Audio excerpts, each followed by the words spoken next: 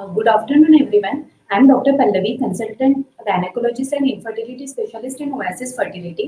और आज हमारे साथ है doctor Nilesh Barkawade, clinical lead in Oasis fertility. माँ बनना हर औरत का सपना होता है, बट कभी कभार ये सपना पूरा होने में कुछ प्रॉब्लम आते हैं, कुछ अड़चने आती है। उस टाइम पे सबसे ज्यादा प्रॉब्लम इस वजह से आती है क्योंकि कपल अपनी प्रॉब्लम किसी से डिस्कस नहीं करते। मेजॉरिटी टाइम उनको जो इंफॉर्मेशन मिलती है या वो अपने सवाल जिनसे डिस्कस करते हैं वो सोर्स सही नहीं होता। वो इंटरनेट पे गूगल करते हैं या बहुत सारे इंफर्टिलिटी रिलेटेड मिथ होते हैं, वो उसको बिलीव करते हैं। आज का हमारा सेशन उन्हीं लोगों के लिए जो अपने प्रॉब्लम डॉक्टर से शेयर करना चाहते हैं। हमारे बहुत सारे पेशेंट हैं जिन्होंने उनके क्वेश्चंस हमें व्हाट्सएप या मैसेज के थ्रू हमसे पूछे थे। आज हम उसी क्वेश्चन के बारे में डॉक्टर नीलेश सर से डिस्कस करेंगे। सर, इनफर्टिलिटी यानी क्या? Thank you Pallavi. इनफर्टिलिटी या वंध्यत्व की जो समस्या है, जिसको हम लोग निसंतानता भी कहते हैं, इसको हम लोग तब कहते हैं जब कोई कपल 1 साल से कोशिश कर रहा है प्रेगनेंसी के लिए और वो कोशिश सक्सेसफुल नहीं हो रही है, कोशिश कामयाब नहीं हो पाई है। अगर उम्र 35 से ज्यादा है, मतलब महिलाओं की उम्र काफी इंपॉर्टेंट रहती है प्रेगनेंसी होने में। पुरुषों की उम्र अगर देखी जाए तो 50 तक भी कोई प्रॉब्लम नहीं आता फर्टिलिटी के लिए, बट महिलाओं में 35 की एज के बाद प्रॉब्लम थोड़े बढ़ से जाते हैं। इसीलिए इस डेफिनेशन को, इस व्याख्या को थोड़ा सा बदला गया है। जिन महिलाओं की उम्र 35 से ज्यादा है, वो अगर 6 महीने तक कोशिश कर रहे हैं और 6 महीने के बाद भी उनको कामयाबी नहीं मिल रही है, ऐसे केस में हम लोग उसको इनफर्टिलिटी या वंध्यत्व कहते हैं। सर, मेजॉरिटी टाइम हमारे समाज में ये धारणा है कि इनफर्टिलिटी ये फीमेल फैक्टर की वजह से होती है। क्या इनफर्टिलिटी के लिए सिर्फ फीमेल ही रिस्पॉन्सिबल है या मेल फैक्टर की वजह से भी इनफर्टिलिटी आ सकती है? आज हम लोग 21वीं शताब्दी में है और हम लोग देखते हैं कि महिलाओं को उतना ही इम्पोर्टेंस है, महिलाएं उतनी ही सक्षम है पुरुषों के मुकाबले। तो हमको ये मिथ भी निकालनी पड़ेगी मन से कि बच्चा ठहरने के लिए सिर्फ स्त्री जिम्मेदार है। स्त्री जितना पुरुष भी जिम्मेदार है, क्योंकि आखिरकार बच्चा जो होता है वो एक शुक्राणु, मतलब एक स्पर्म और एक स्त्री बीज यानी ओवम, इनसे तैयार होता है। तो अगर हम लोग इसका परसेंटेज देखें तो 30% कपल्स में पुरुष भी जिम्मेदार रहते हैं इनफर्टिलिटी के लिए, 30% कपल्स में स्त्री या फीमेल जिम्मेदार रहते हैं, 30% कपल्स में दोनों में प्रॉब्लम हो सकता है, कुछ मेल फैक्टर्स कुछ फीमेल फैक्टर्स, ऐसे कंबाइन फैक्टर्स हो सकते हैं। और कभी कभी 10% केसेस में कोई भी प्रॉब्लम दिखाई नहीं देता है नॉर्मल टेस्ट करने के बाद, जिसको हम लोग अनएक्सप्लेन्ड इनफर्टिलिटी कहते हैं। तो मेरे हिसाब से दोनों ही उतने ही जिम्मेदार हैं और ये बिल्कुल गलत धारणा है कि सिर्फ स्त्री जिम्मेदार है। हमको हमारी सोच बदलनी चाहिए, हमारी समाज की मानसिकता भी बदलनी चाहिए इस बारे में। सर, इनफर्टिलिटी सिर्फ उन कपल को होता है जिनका कभी बच्चा नहीं हुआ, या इनफर्टिलिटी जिनको एक बच्चा या एक बच्चा पहले है उनको भी हो सकता है? जिनका पहले कोई बच्चा नहीं हुआ है इसको हम लोग प्राइमरी इनफर्टिलिटी कहते हैं, और जिनको पहले से कोई बच्चा है या प्रेगनेंसी रह गई है बट वो प्रेगनेंसी किसी कारणवश कंटिन्यू नहीं हो पाई, मिसकैरेज हो गया, तो ऐसे सभी केसेस को हम लोग सेकेंडरी इनफर्टिलिटी कहते हैं। प्राइमरी इनफर्टिलिटी के कारण कुछ अलग होते हैं और सेकेंडरी इनफर्टिलिटी के भी कुछ अलग कारण हो सकते हैं। तो ऐसे जरूरी नहीं है कि पहला बच्चा रह गया अच्छे टाइम में, बट उसके बाद काफी समय तक, काफी सालों तक सेकंड बच्चा नहीं ठहर पाया है, तो ऐसे केसेस को हम लोग सेकेंडरी इनफर्टिलिटी कहेंगे। उसके कारण और उपाय दोनों अलग हो सकते हैं, इसीलिए हमको उसके लिए भी अलग से जांच करनी चाहिए। सर, आजकल इनफर्टिलिटी के केसेस बहुत ज्यादा बढ़े हुए दिखाई देते हैं, उसके क्या रीजन है? हमने ये देखा गया है कि कुछ चीजें बढ़ती जा रही है, कुछ चीजें कम होती जा रही है। जैसे कि मोटापा बढ़ते जा रहा है और एक्सरसाइज करने का समय कम होते जा रहा है। इसी को हम लोग अलग या वेस्टर्न लाइफस्टाइल कहते हैं, जो हम लोग ज्यादा से ज्यादा वेस्ट को कॉपी करने की कोशिश कर रहे हैं। हमारे जो पूर्वज थे, जो काफी हेल्दी लाइफस्टाइल जीते थे, खेतों में जाते थे, उनका उसमें से एक शारीरिक एक्सरसाइज हो जाता था। ऐसी सभी चीजें से हम लोग दूर जा रहे हैं और खान पान की हमारी आदतें भी बदल रही है। हम लोग जो पहले हेल्दी डाइट लिया करते थे आजकल फास्ट फूड और जंक फूड की तरफ ज्यादा जा रहे हैं। इसी के साथ कुछ एडिक्शंस है, जैसे स्मोकिंग है। खुद भी अगर महिला स्मोकिंग नहीं कर रही तो भी जो घर में कोई स्मोक कर रहा है तो उससे जो उठने वाला धुआं है पैसिव स्मोकिंग है। फिर अल्कोहलिज्म है, या फिर शहरों में अगर हम लोग देखें तो स्मोक पोल्यूशन है, एयर पोल्यूशन है, जिसमें से जो निकलने वाला धुआं है स्मोक से, ऐसे सभी केमिकल से स्मोक से भी फर्टिलिटी कम होती जा रही है। सो स्ट्रेस भी और एक चीज है जिससे प्रेगनेंसी होने के चांसेस कम होते हैं। महिलाओं में और पुरुषों में उनका फर्टिलिटी पोटेंशियल कम हो जाता है स्ट्रेस की वजह से। तो आमतौर पे देखा जाए तो लाइफस्टाइल चेंजेस, डाइट, एक्सरसाइज, ये सभी चीजें मैटर करती है और इसी वजह से हम लोगों को प्रॉब्लम्स बढ़ते हुए दिखाई दे रहे हैं। इसी के साथ और एक इम्पोर्टेंट चीज है, वो है शादी की उम्र। महिला जैसे ही और साक्षर होते जा रही है वैसे वैसे शादी की उम्र बढ़ती जा रही है।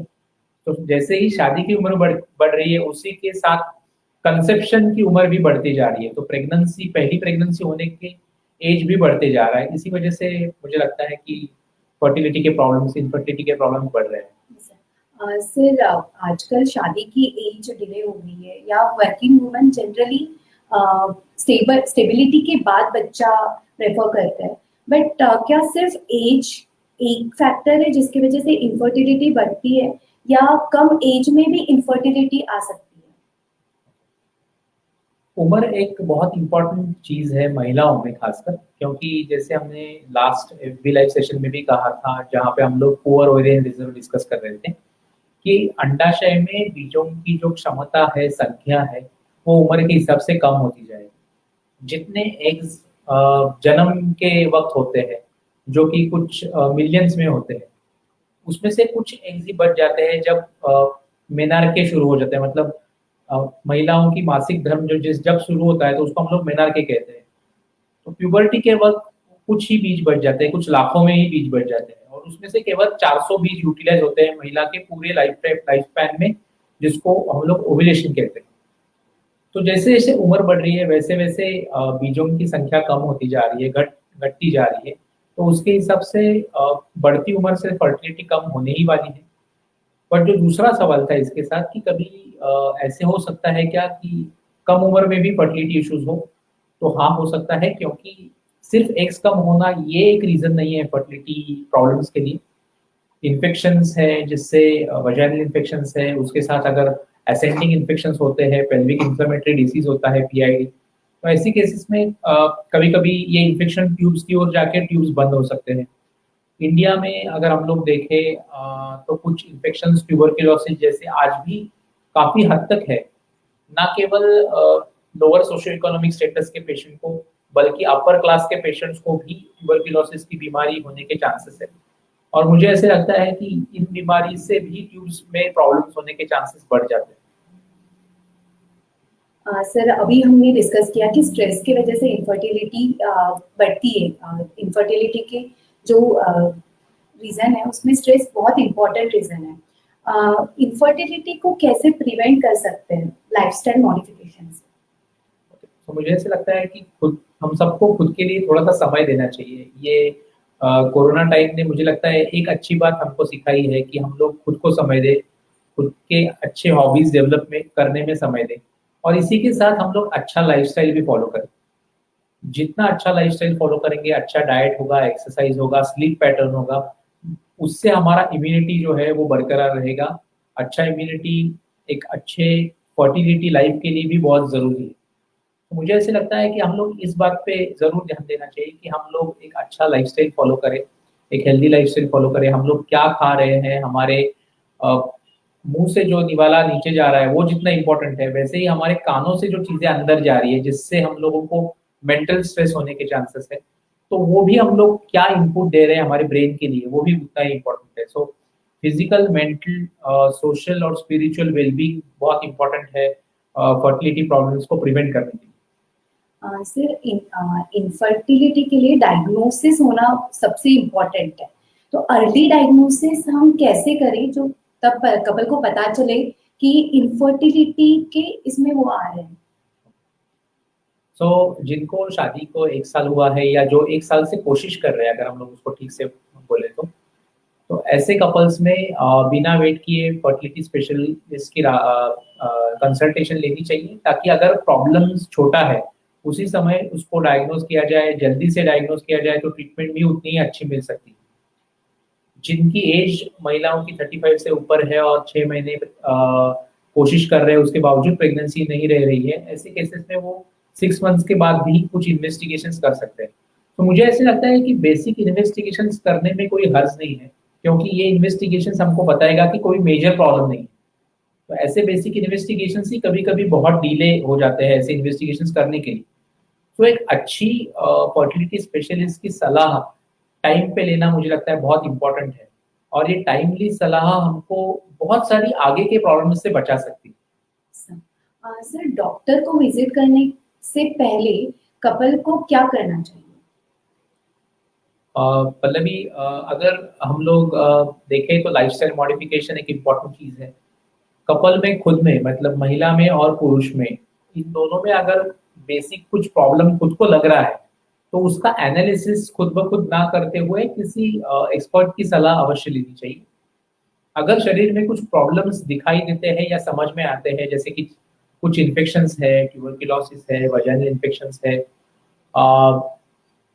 कभी कभी सेक्सुअल डिसफंक्शन होते हैं, जिसमें बहुत बार कपल्स आगे बढ़ के बताते नहीं है कि हमको सेक्सुअल डिफिकल्टी है, क्योंकि ये भारत में आज भी इसको एक तबू माना जाता है, टैबू माना जाता है, जिसके बारे में कोई बात नहीं करना चाहता। तो मुझे ऐसे लगता है कि कपल्स खुद भी एक दूसरे से इसके बारे में बात नहीं करते हैं, तो एक्सपर्ट्स की सलाह अवश्य लेनी चाहिए। कभी कभी प्रॉब्लम्स महिलाओं में हो सकते हैं, जैसे कि हम लोग डिस्पेरिनिया या वजाइनिस्मस जिसको बोलते हैं, वो महिलाओं में हो सकता है। पुरुषों में इरेक्टाइल डिस्फंक्शन हो, इजैकुलेटरी डिस्फंक्शन हो, रेट्रोग्रेड इजैकुलेशन हो, ऐसे सेक्सुअल एक्ट्स रिलेटेड कुछ प्रॉब्लम्स हो सकते हैं जिसके बारे में बात नहीं की जाती, और जो कपल्स को पता रहते हैं कि ये प्रॉब्लम्स हम में हो सकते हैं या है, तो मुझे लगता है इसके बारे में भी एक सीधी बात होनी चाहिए। और हमारा ये सेशन इसीलिए है कि हम लोग सीधी बात फर्टिलिटी स्पेशलिस्ट से सुन सकें। सर क्या हस्बैंड एंड वाइफ दोनों के भी टेस्ट साथ में होने चाहिए। या तो मुझे ऐसे लगता है कि वाइफ के टेस्ट पहले कर लिए, फिर बाद में हस्बैंड के टेस्ट कर लिए, तो वाइफ में कुछ प्रॉब्लम नहीं है बट उसको ट्रीट करते रहे, और 3-4 साल, कभी कभी 3-4 साल बाद कपल ये बताते हैं कि नहीं, हमें कुछ प्रॉब्लम नहीं है, बट हस्बैंड के टेस्ट नहीं किए हुए। मुझे ऐसा लगता है कि दोनों के टेस्ट साथ में करना बहुत जरूरी है, क्योंकि जैसे हमने देखा कि वंध्यत्व की समस्या के लिए स्त्री और पुरुष समान तौर पे जिम्मेदार है, इसीलिए दोनों के टेस्ट साथ में करना बहुत ही आवश्यक है। और पुरुष के जो टेस्ट है उनमें खाली सीमेन एनालिसिस की जो जांच है उसमें हमको 80 to 90% प्रॉब्लम समझ में आ सकते हैं, और कुछ हार्मोन की जांच है जिसमें कुछ बचे हुए प्रॉब्लम्स हमको पुरुषों में समझ में आ सकते हैं। सो काफी सिंपल टेस्ट है, और ये 1 डे में हो जाते हैं। ये जो जांचें हैं, ये हमारे सेंटर ओएसएस फर्टिलिटी में एक ही दिन में उन जांचें भी हो जाती है, उसी दिन रिपोर्ट भी आ जाते हैं, और कपल को हम लोग एग्जैक्टली बता सकते हैं ये सब जांचें करने के बाद कि प्रॉब्लम कहाँ पे है और ये कहाँ बहुत इंपॉर्टेंट है। क्योंकि बहुत बार कपल्स को पता नहीं रहता कुछ साल ट्रीटमेंट लेने के बावजूद कि एग्जैक्टली प्रॉब्लम कहाँ पे है, और ये ढूंढना बहुत इंपॉर्टेंट है। सर कई बार ऐसे भी होता है कि हम पेशेंट को टेस्ट एडवाइस करते हैं, बट पेशेंट हमें पूछते हैं कि हमें सब टेस्ट नहीं करनी है, आप सिर्फ इसमें से जो इम्पोर्टेंट टेस्ट है वो हमें बताओ। तो ऐसे केस में हमें कौन से इम्पोर्टेंट टेस्ट है एटलीस्ट वो तो भी कपल ने करनी चाहिए। सो अगर हम लोग देखें कि गर्भधारणा ना होने के क्या क्या कारण है, तो हमको पता चलेगा कि हमको सबसे इम्पोर्टेंट टेस्ट कौन से है। तो स्त्रियों में अंडाशय में कुछ खामियां होना, अंडाशय में एग्स काफी कम होना या काफी ज्यादा होना, ट्यूब्स में प्रॉब्लम होना, ट्यूब्स इन्फेक्शन की वजह से ट्यूब बंद होना या उनमें पानी भरना या पस भरना, गर्भाशय में कुछ प्रॉब्लम होना, गर्भाशय आकार के प्रॉब्लम्स होते हैं जो कभी कभी जन्म से ही रहते हैं, कभी कभी फाइब्रॉइड्स, एडिनोमायोसिस ऐसी बीमारियों से गर्भाशय में प्रॉब्लम आ सकते हैं। तो ये सभी हम लोग जांच करके पता कर सकते हैं। तो एक सोनोग्राफी जिसको हम लोग 3D अल्ट्रासोनोग्राफी कहते हैं, उसी के साथ कुछ हार्मोन की जांचें, जिससे हमको पता चले कि ब्लड रिलेटेड कुछ प्रॉब्लम्स नहीं है। और पुरुषों में अंडाशय में प्रॉब्लम है या प्री टेस्टिकुलर प्रॉब्लम है, मतलब ब्रेन में कुछ हार्मोन्स कम आ रहे हैं, या पोस्ट टेस्टिकुलर प्रॉब्लम है जहाँ पे स्पर्म्स बाहर नहीं आ पा रहे हैं, ये कुछ सिंपल जांचों से हमको पता चल सकता है, जो कि है वीर्य की जांच या सीमेन एनालिसिस। उसी के साथ पुरुषों में भी कुछ हार्मोनल टेस्ट किए जा सकते हैं। सर मेजॉरिटी टाइम फीमेल की जो प्रॉब्लम रहता है, तो फर्स्ट इसमें जो भी कपल रहता है वो उनके फिजिशियन को बताता है कि हमें ये प्रॉब्लम है। यदि फिजिशियन को लगे कि वो प्रॉब्लम ज्यादा है, देन वो गायनेकोलॉजिस्ट के पास जाते हैं। बट बेसिकली स्पेशलिस्ट तक आने में पेशेंट का बहुत सारा टाइम वेस्ट हो ऑलरेडी हो चुका होता है। तो कपल में स्पेशलिस्ट को कब विजिट करना चाहिए? इसके लिए एक सिंपल सा उदाहरण होगा कि आजकल लोग बहुत ही एक्टिव और स्मार्ट हो गए हैं। किसी भी प्रॉब्लम के लिए वो तुरंत ऑनलाइन सर्च कर लेते हैं। और एक सिंपल सी बात अगर मैं बोलूँ, एग्जांपल दूँ कि हार्ट का किसी को प्रॉब्लम है, किसी को ब्रेन का प्रॉब्लम है, तो आजकल लोग बहुत इंटेलिजेंट हो गए हैं कि वो हार्ट स्पेशलिस्ट के पास ही जाएँगे। अगर ब्रेन से रिलेटेड प्रॉब्लम है तो डायरेक्टली न्यूरोलॉजिस्ट के पास ही जाएँगे बिना टाइम गँवाए। इसी तरह से अगर किसी को वंध्यत्व की समस्या है, फर्टिलिटी रिलेटेड इश्यूज़ है, तो उन्होंने भी बिना टाइम गँवाए इसको समस्या मान के किसी फर्टिलिटी स्पेशलिस्ट के पास ही जल्द से जल्द जाना चाहिए, ताकि उसका निवारण भी जल्द से जल्द हो जाए।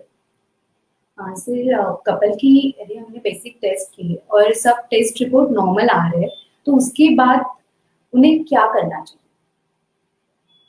10% कपल्स में वंध्यत्व की समस्या का कारण पता नहीं चलता है, जिसको हम लोग अनएक्सप्लेन्ड इनफर्टिलिटी कहते हैं। अज्ञात वंध्यत्व या अनएक्सप्लेन्ड इनफर्टिलिटी का भी इलाज संभव है। इसको कुछ चीज़ों का प्रमाण मानते हुए इसमें ट्रीटमेंट की जा सकती है।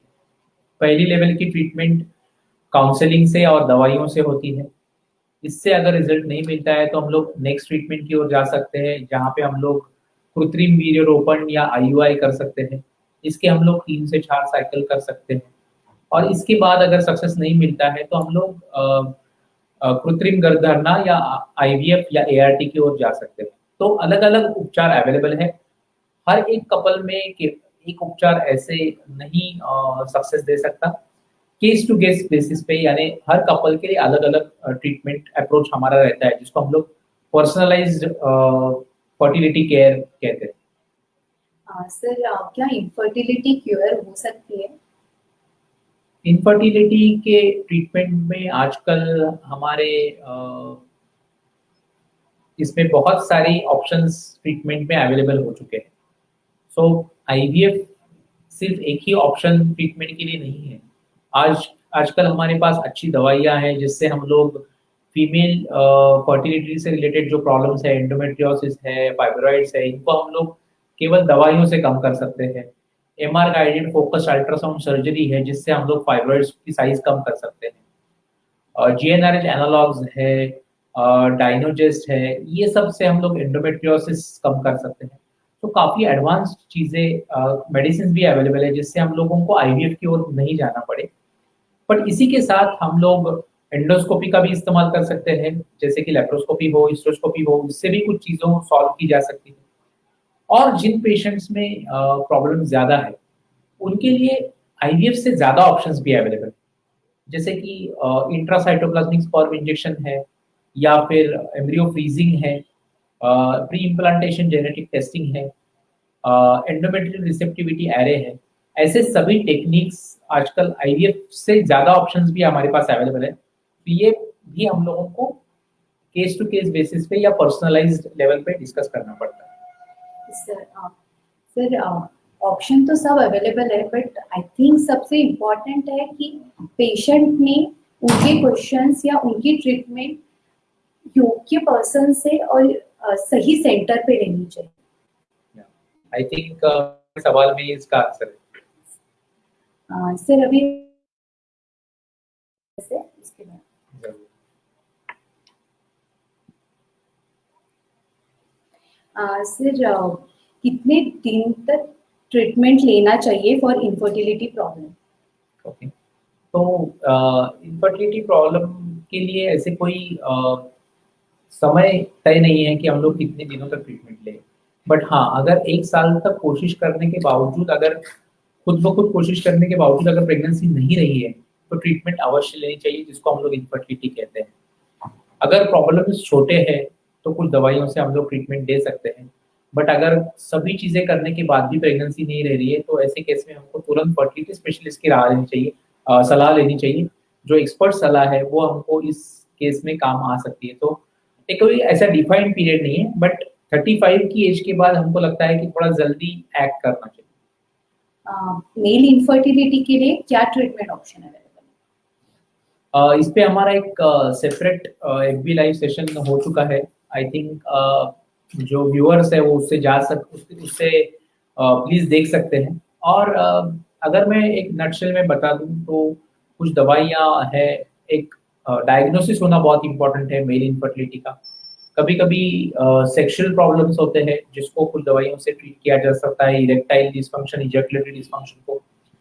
कभी कभी हार्मोनल डिस्टर्बेंसेस होते हैं, हाइपोगोनेडोट्रोपिक हाइपोगोनेडिज्म होता है, जहाँ पे कुछ हार्मोनल इंजेक्शंस देके हम लोग स्पर्म्स का क्वांटिटी बढ़ा सकते हैं। कभी कभी टेस्टिकुलर प्रॉब्लम्स होते हैं, जैसे कि वेरिकोसील।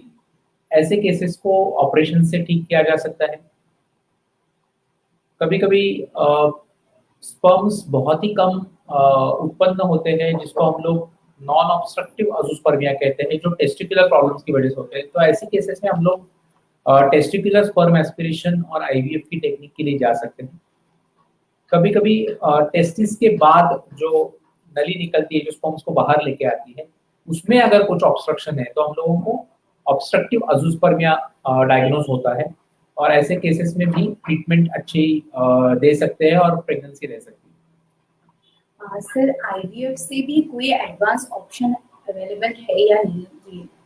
या तो आजकल साइंस ने काफ़ी तरक्की की है, और दिन ब दिन आर्टिफिशियल रिप्रोडक्टिव टेक्निक्स, इसलिए आजकल हम लोग आईवीएफ नहीं कहते हैं, इसको हम लोग एआरटी करके साइंस कहते हैं, आर्टिफिशियल रिप्रोडक्टिव टेक्निक्स। क्योंकि ये बहुत बड़ा साइंस है इसके पीछे। और आईवीएफ से आगे भी ह्यूमंस चले गए हैं। मानव ने काफी तरक्की की है, और हम लोगों को आईवीएफ से आगे, आईवीएफ तो 1978 में आई थी, उसके बाद 1992 में इक्सी करके टेक्निक आई, जिसको हम लोग इंट्रासाइटोप्लाज्मिक स्पर्म इंजेक्शन कहते हैं। उसके बाद अराउंड 99-2000 में एम्ब्रियो फ्रीजिंग और क्रायो प्रिजर्वेशन टेक्निक्स आए, जो एक और आगे की स्टेप थी। इसके बाद हम लोग एम्ब्रियो बायोप्सी की ओर गए, जिससे हम लोग जेनेटिक प्रॉब्लम्स जांच कर सके। तो 2000 से 2010 के बीच में ये टेक्निक डायग्नोज हो गई, और इसके ऊपर हम लोग और नई नई टेक्निक्स इजाद कर रहे हैं, जिसको हम लोग इन वाइट्रो मैच्योरेशन या आईवीएम कहते हैं। साइंस अभी इतना आगे चला गया है कि कुछ जीन्स को चेंज करके जो फैमिली में जो चलने वाली बीमारियां हैं, वो भी हम लोग कम कर सकते हैं क्रिस्पर करके टेक्नोलॉजी से। हालांकि ये टेक्नोलॉजी अब तक मानव में नहीं आई है, ये एनिमल्स में इसका स्टडी हो गया है। तो ये कुछ दिनों बाद ऐसे कुछ टेक्नोलॉजी आएगी, जिसमें जेनेटिक प्रॉब्लम्स भी हम लोग आईवीएफ की टेक्निक के जरिए सॉल्व कर सकते हैं। Sir Ayurveda can solve infertility problem? Pallavi, इसके लिए आई थिंक मैं एक एक्सपर्ट नहीं हूँ जो कमेंट कर सके आयुर्वेदा पे। आयुर्वेदा भी एक साइंस है, जिसके लिए आयुर्वेदा का स्पेशलिस्ट इसको कुछ आंसर अच्छी तरीके से कर पाए। सर नेक्स्ट क्वेश्चन का आंसर मैं ही करती हूँ। उन्होंने पूछा है कि आपका सेंटर कहाँ है और आईवीएफ को कितना खर्च आता है। बेसिकली वाकड़ में डायनेस्टी कमर्शियल में हमारा सेंटर है। आईवीएफ की ट्रीटमेंट के लिए हमें पहले प्रॉब्लम देखनी पड़ेगी, आपके इन्वेस्टिगेशन करने पड़ेंगे, उसके बाद हम बता सकेंगे कि हमें एग्जैक्टली कौन सी ट्रीटमेंट करनी है। Thank you so much sir. I think हमारे सब व्यूअर्स को उनके क्वेश्चंस के आंसर मिल गए। आपको यदि लगता है कि ये वीडियो आपके लिए और आपके नियर और डियर वंस के लिए यूजफुल रहेगा, तो आप ये वीडियो को शेयर कर सकते हैं।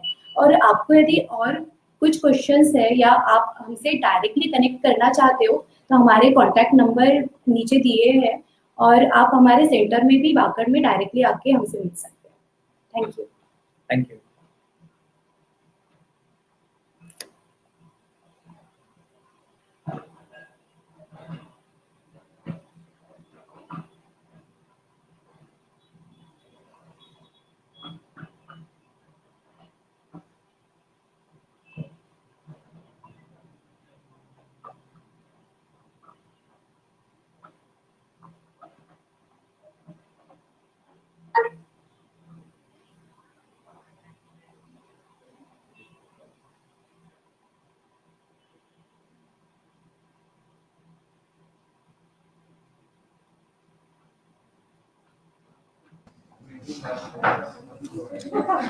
Just wanted to confirm we can end the session. Rajiv, please end the session.